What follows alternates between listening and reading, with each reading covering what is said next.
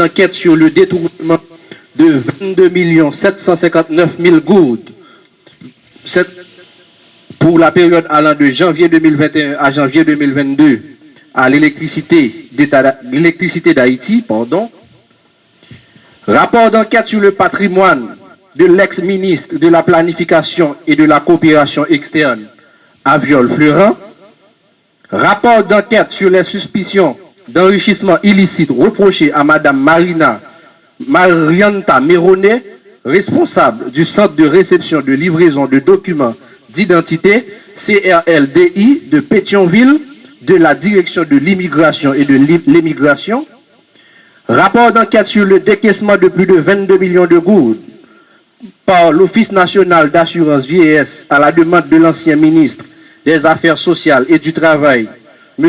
Audney Pierre Rico, rapport d'enquête conduite au programme national de cantine scolaire sous l'administration de l'ex-coordonnatrice générale Mme Fanez Laguerre, rapport d'enquête de conformité sur les prêts accordés à Mme Mildred Béliard et M.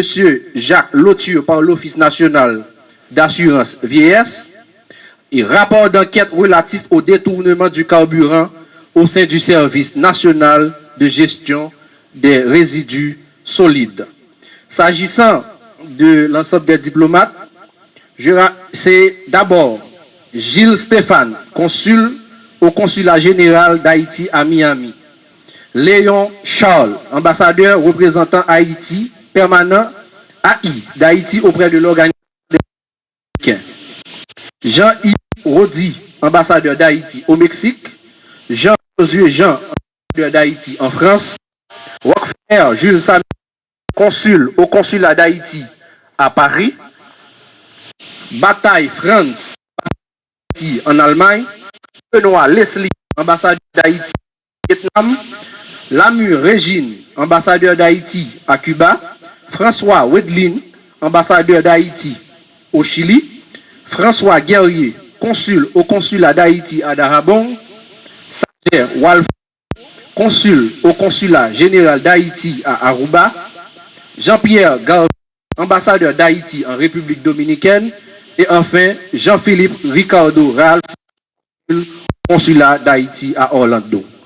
Bien, merci. Pendant que le directeur général de l'UNCC se déplace, nous allons, et le protocole va donner à chaque journaliste une copie de ces résumés exécutifs de rapport, ainsi que la transmission de requêtes pour défaut de déclaration de patrimoine au parquet contre les anciens diplomates. Qui a commencé en août 2021 avec la remise à la justice de 12 rapports d'enquête sur des faits avérés de corruption. Notre dernière fois, c'était en novembre 2023, où l'UNCC avait transmis 11 rapports d'enquête à la justice. Le directeur général de l'unité de lutte contre la corruption, Maître Jacques Ludwig Joseph, dans son discours de circonstance. 8 septembre 2004, 8 septembre 2024, l'unité de lutte contre la corruption s'apprête à célébrer ses 20 ans d'existence comme gardienne de la bonne gouvernance et de l'éthique publique en Haïti. Conformément à sa mission légale, l'institution multiplie ses stratégies, construit des synergies, intensifie ses actes de prévention et de répression de la corruption afin de développer cette culture de transparence et de l'intégrité chez le fonctionnaire haïtien. Sans relâche, avec un engagement et une motivation sans faille.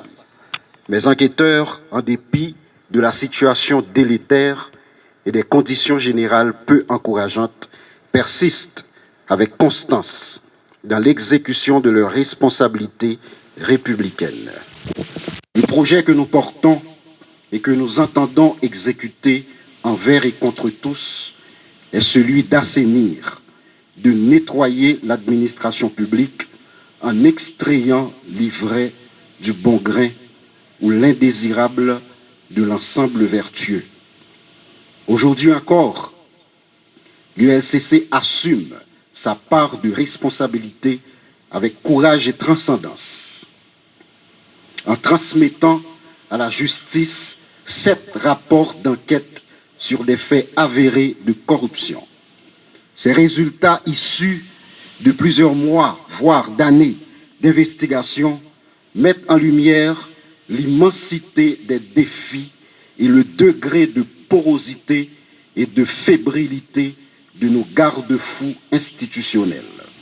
Ces dossiers concernent des anciens titulaires des ministères des Affaires sociales et du Coopération externe, de l'Office national d'assurance vieillesse, du programme national de cantine scolaire, de l'actuel directeur général et du directeur général adjoint du service national de gestion des résidus solides et des responsables à la direction de l'immigration et de l'émigration, notamment au centre de livraison et de réception des documents d'identité de Pétionville. Ces personnalités ont travaillé le pays en portant atteinte à la probité, en commettant des crimes financiers et des infractions de corruption. Ces infractions, bien identifiées et rigoureusement documentées, sont entre autres des de détournement de biens publics, d'enrichissement du produit du crime, de concussion, d'abus de fonction, de délit d'initié et de prise, toutes prévues et punies par la loi du 12 mars 2014 portant prévention et répression de la corruption. Sur l'ensemble de ces cas investigués, l'État haïtien a perdu la rondelette somme de plus de 614 millions de goudes, un montant qui dépasse paradoxalement doublement le budget accordé à l'ULCC pour lutter contre la corruption. La remise de cet énième lot de rapports met à 94 le nombre de dossiers transmis par l'ULCC à la justice depuis son existence en 2004. De ces 94, mon administration en a transmis 49, soit plus de 50%. Ces rapports soutenus scientifiques attendent encore les verdicts des cours et tribunaux du pays.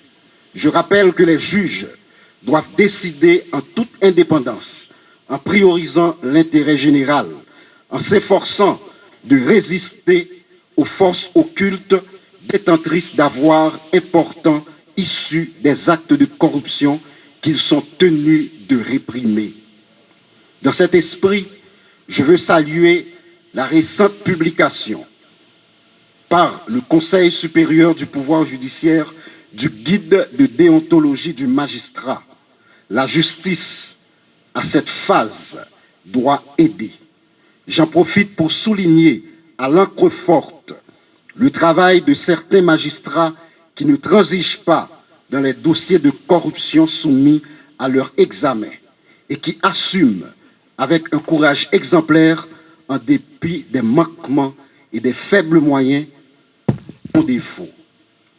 L'ULCC se trouve à un carrefour historique en fonction des enjeux et de l'ampleur de dossiers à scandale qu'elle conduit. Cette institution qui détient cette noble charge de moraliser l'administration publique et la vie publique en général, de protéger les biens publics et collectifs, répondra à ce rendez-vous de l'histoire. L'affaire de la Banque nationale de crédit, les dossiers du Fonds national de l'éducation, du ministère des Affaires étrangères et de ses représentations diplomatiques, du Bureau de monétisation des programmes d'aide au développement et autres sont en train d'être traités avec rigueur, impartialité, sérénité et le professionnalisme qui caractérise les enquêteurs de l'unité de lutte contre la corruption. Il s'agit pour nous des dossiers prioritaires qui font l'objet des suivis quotidiens. L'ULCC, comme le hibou qui le symbolise, cherche avec insistance et perspicacité la vérité sur ces scandales. Et pour ce faire, elle mettra à profit toutes les importantes habilitations et tous les pouvoirs que la loi lui accorde. Par ailleurs, nous continuons de mettre devant leurs responsabilités un ensemble d'agents publics, des diplomates haïtiens qui, en dépit de la sommation de l'ULCC l'année dernière, ont décidé délibérément de violer la loi en refusant sciemment d'effectuer leur déclaration de patrimoine. 14 diplomates, ambassadeurs, consuls généraux sont aujourd'hui transmis au parquet par requête adressée au commissaire du gouvernement. Nous demandons qu'ils soient dépourvus pour la durée maximale prévue par la loi de l'exercice de leurs droits civils et politiques. L'ULCC demande également aux autorités politiques et administratives de les garder très loin de notre diplomatie déjà chancelante. Enfin, chaque journaliste ici présent sortira de ces lieux avec un résumé exécutif de chaque rapport d'enquête, comme me l'autorise l'article 9 du décret du 8 septembre 2004 créant l'ULCC. Nous décidons, en agissant ainsi, d'impliquer chaque citoyen et chaque citoyenne dans une quête de bonne gouvernance et de reddition de comptes. Du haut de ces 20 ans, l'ULCC assume. Ensemble, pour ceux et celles qui viendront après nous, on continue. Je vous remercie.